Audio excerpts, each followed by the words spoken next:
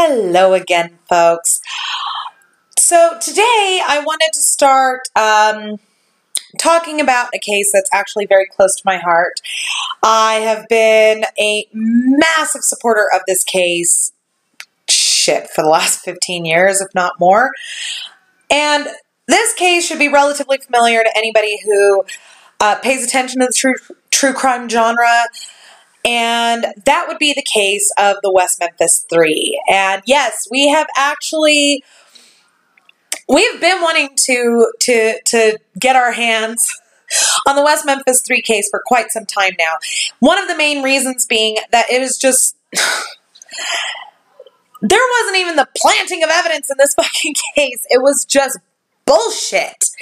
And okay, so for those of you that are not completely 100% aware of the West Memphis 3, you can catch up on what's going on there with the 3 Paradise Lost documentaries, and I believe that the movie The Devil's Knot is based on the case. Now, the West Memphis 3 is just, it's a really hard case. It's a hard case on many, many levels.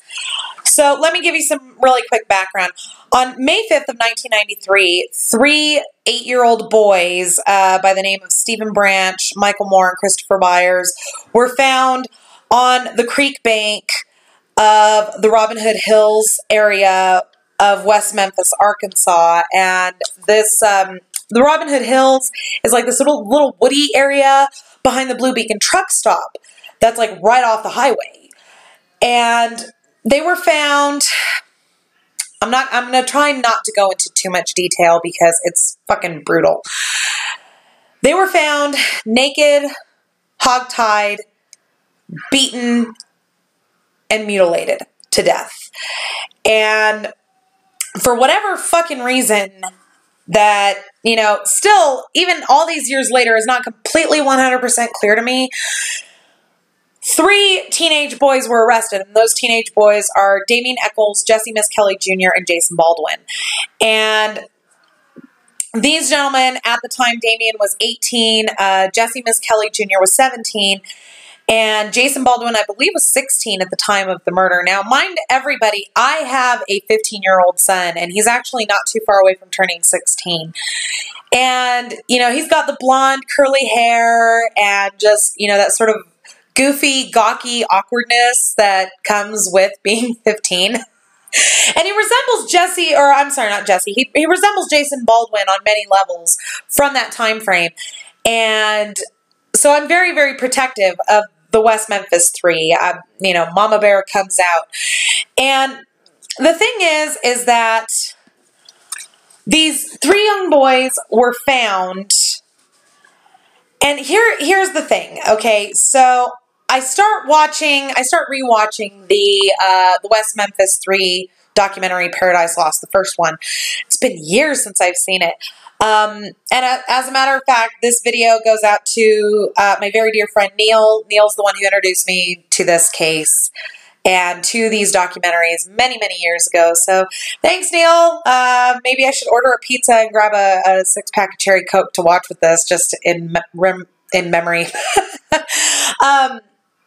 So Paradise Lost starts out with this, you know, horse shit of a case. And I got about halfway through the first documentary and I got so fucking angry that I had to stop in the middle of it and do a video because I'm like, ugh. So at some, you know, just in the first little tidbit, like the entrance of this fucking documentary is some voiceover from some guy saying, I see no reason, I see no motive for why those 3 boys were murdered. Now, mind you guys, this happened in 1993. This is when this satanic panic was enveloping the country, okay? Everything was viewed as being a satanic cult responsibility. I mean, just, it fucking exploded. It was terrifying. The entire country was in satanic panic. So keep that in mind as we go through this case.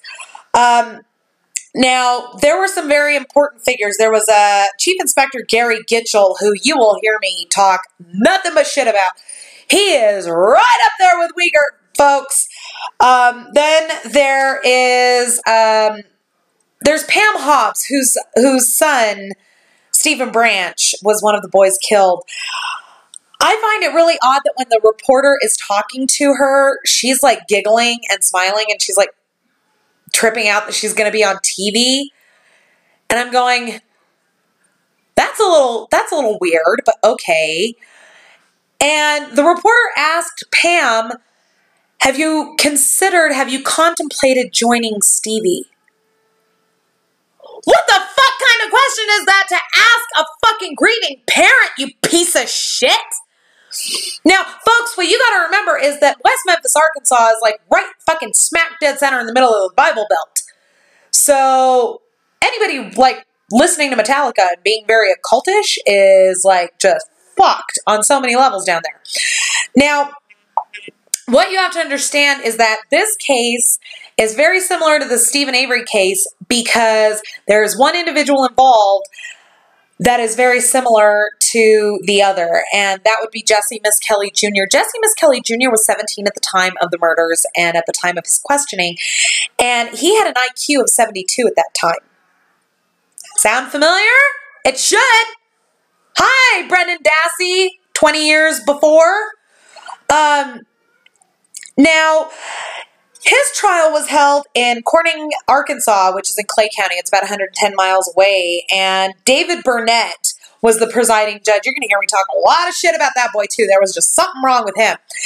John Fogelman was the deputy prosecutor, so let's call him our cracks for this case. Fogelman. You're going to hear me bitch a lot about him because there was just something wrong with that boy. During the opening statement of Jessie Misskelley's trial, he's standing there and like the camera's really close to him. He's got like a vein bulging right here. And I'm going, you overdose on the steroids there too much, Fogelman?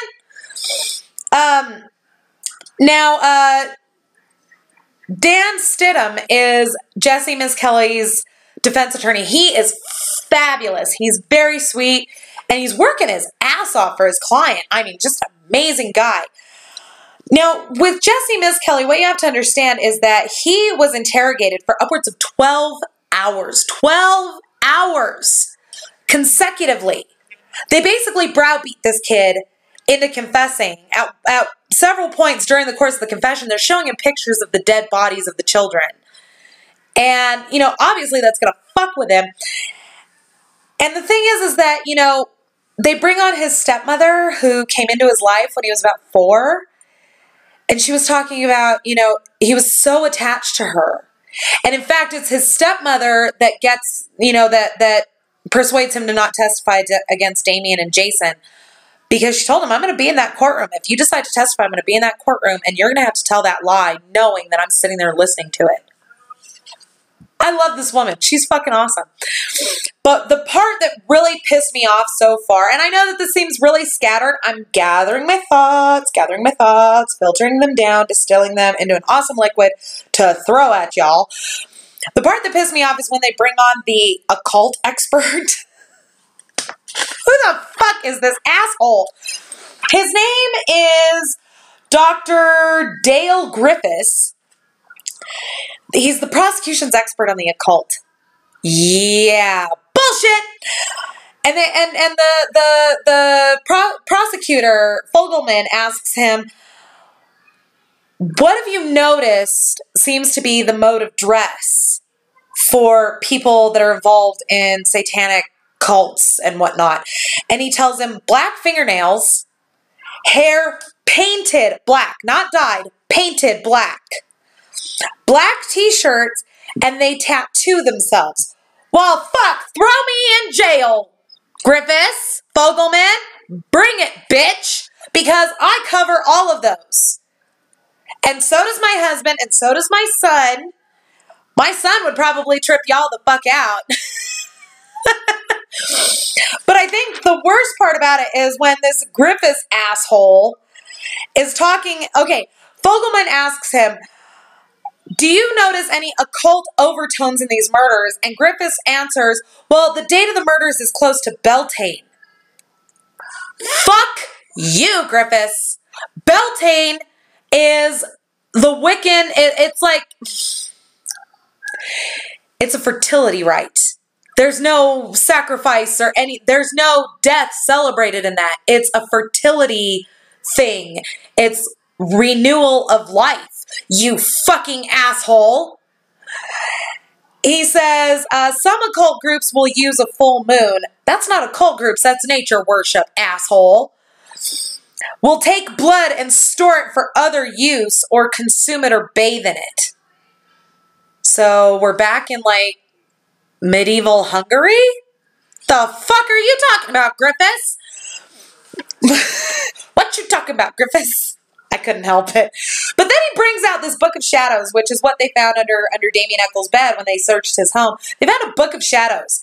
Anybody not familiar with that? The Book of Shadows is a Wiccan thing. And we each typically have our own. Each witch will write her own, or his or her own Book of Shadows. It's our spell book. It's like our prayer book, for lack of a better term.